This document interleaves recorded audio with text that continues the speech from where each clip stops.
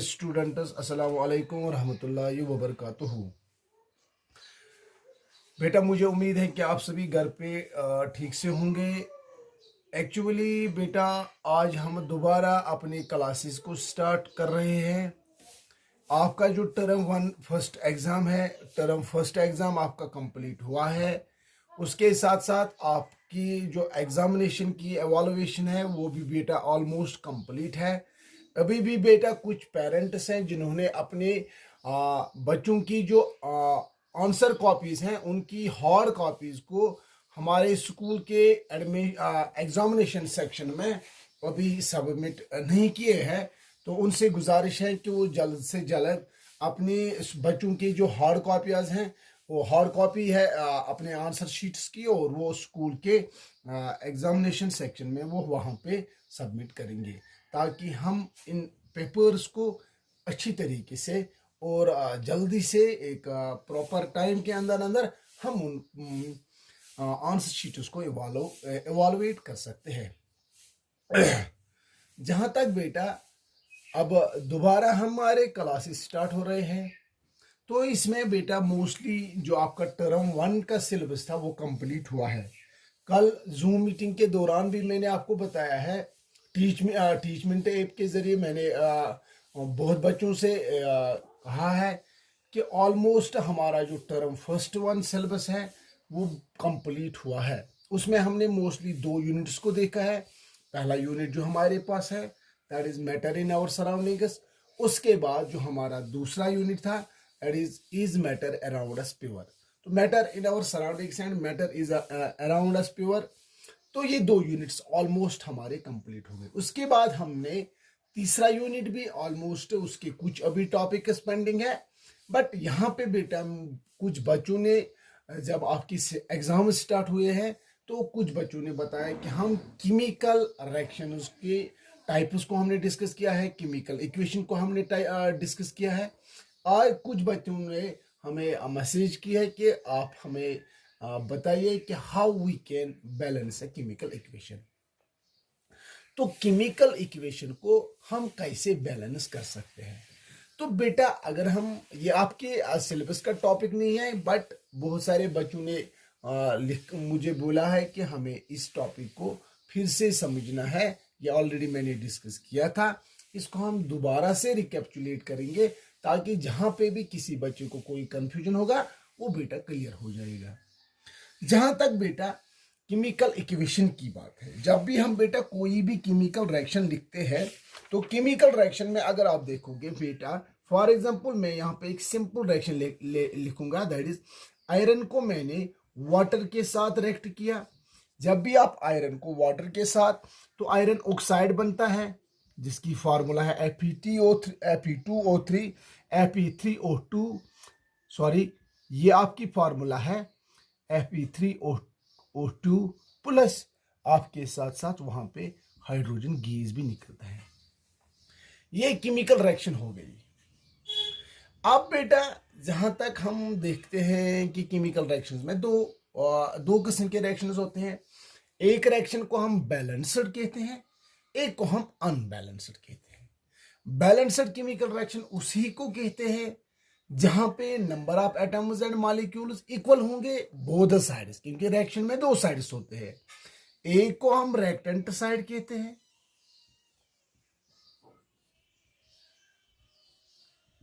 अब बेटा जो नए सबस्टेंसेस बनते हैं जिनकी चेंज हो जाती है, इस साइड को हम रिएक्टेंट साइड कहते हैं, और जो नए सबस्टेंसेस बनते हैं उस साइड को हम बेटा प्रोडक्ट साइड कहते हैं।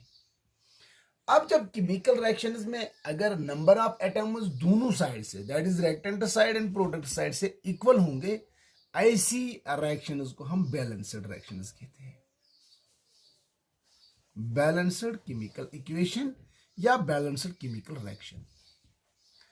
If the number of atoms and molecules are not equal, अगर number of atoms and molecules equal नहीं होंगे, जैसे यहां पे आप देखते हो आयरन एक ही है, यहाँ पे 3 एटम्स ऑफ आयरन है, वो यही रिएक्शन जब हम देखते हैं इसमें नंबर ऑफ एटम्स दोनों साइड से बराबर नहीं है, that is why we can call it as an unbalanced chemical equation. But अब हम बेटा क्या करते हैं, हम हमेशा अनबैलेंस्ड केमिकल रिएक्शंस को बैलेंस किया करते हैं। कैसे हम बैलेंस करेंगे? तो बेटा किस लिए क्यों बैलेंस करते हैं, इसका मतलब है कि ऑलरेडी आपने एक लॉ पढ़ा था, that is called law of conservation of mass. Neither mass can be created nor destroyed, we can change it from one form to another form during the chemical reaction. जब भी chemical reactions होते हैं तो उसमें एक chemical कंबाइनेशन का एक law है कि ना हम किसी एटम को इंक्रीज कर सकते हैं ना डिक्रीज। केमिकल रिएक्शन में हम सिर्फ इसको ट्रांसफॉर्म कर सकते हैं, एक फॉर्म में लेके दूसरे फॉर्म में। तो इसीलिए हमें केमिकल रिएक्शंस को बैलेंस करना पड़ता है। अब यहां पे देखेंगे बेटा कौन कौन से स्टेप्स हम यूज करेंगे। आपके पास एक सिंपल मेथड है, जैसे हम केमिकल रिएक्शन को बैलेंस किया करते हैं, जिसको हम हीट एंड ट्रायल मेथड कहते हैं।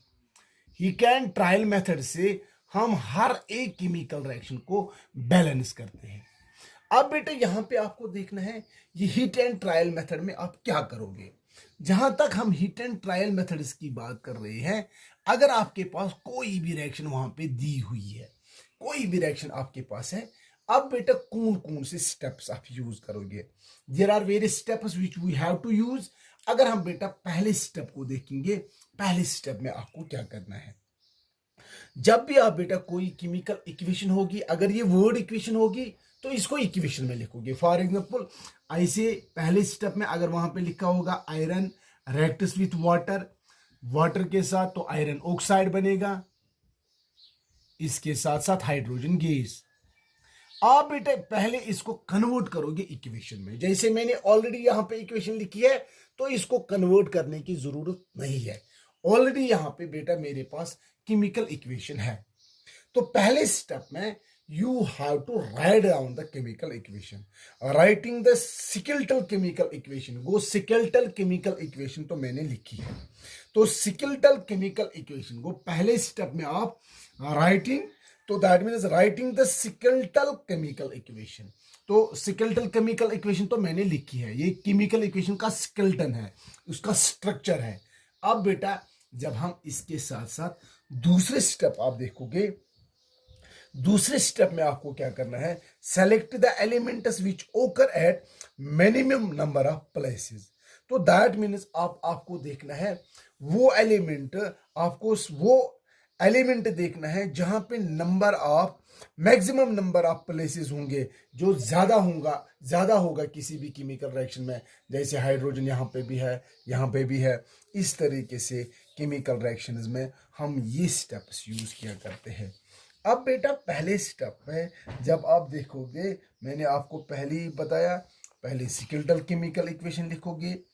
स्केलेटल केमिकल इक्वेशन को अब बेटा फार्मूलाज के बॉक्सेस में लिखोगे। अब सेकंड स्टेप में क्या करोगे, जब आप स्केलेटल केमिकल इक्वेशन लिखोगे, अब बेटा हर एक एलिमेंट को एक प्रॉपर बॉक्स में लिखा जाता है। हर केमिकल रिएक्शन को अपने अपने बॉक्सेस में आप लिखोगे, ताकि आपको पता चलेगा कौन सा कंपाउंड, कौन सा एलिमेंट केमिकल रिएक्शन में, ताकि ये मिक्स नहीं हो जाएगा। ये हमारा सेकंड स्टेप है। तो पहले क्या है, पहले वर्ड इक्वेशन आपको लिखनी है, यानी स्केलेटल फॉर्म ऑफ इक्वेशन लिखनी है।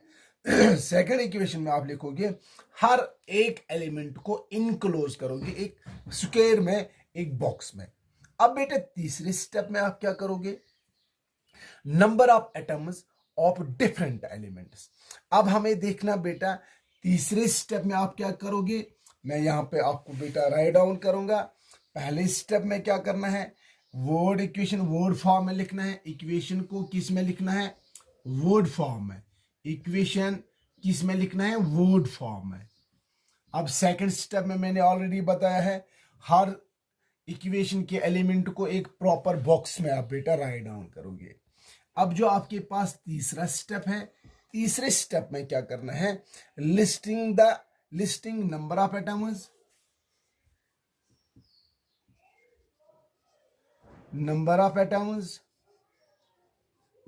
Listing number of atoms of different elements,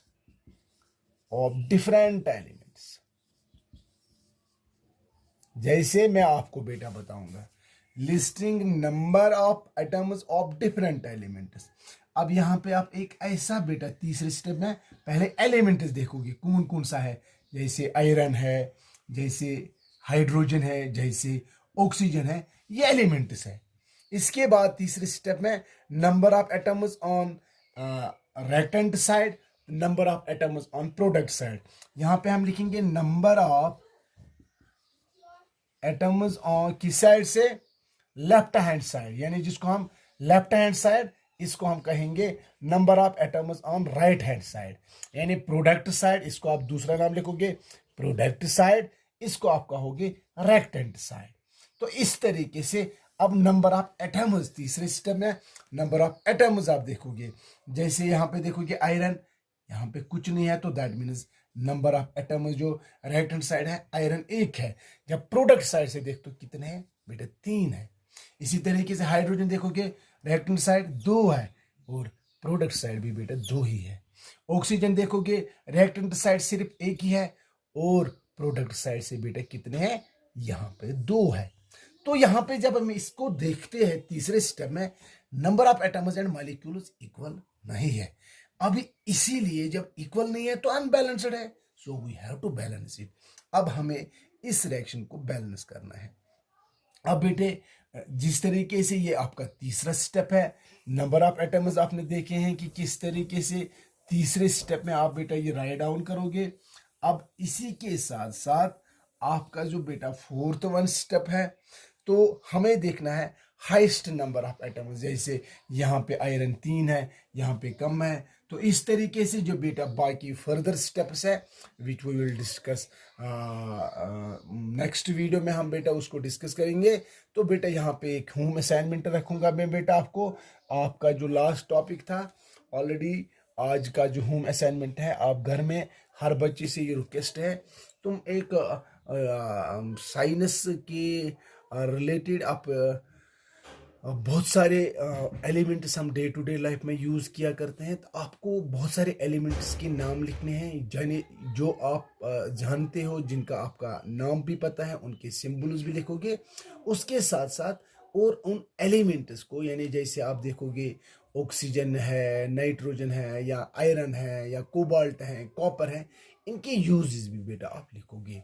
this was all about for the today's topic. Thank you, have a nice day.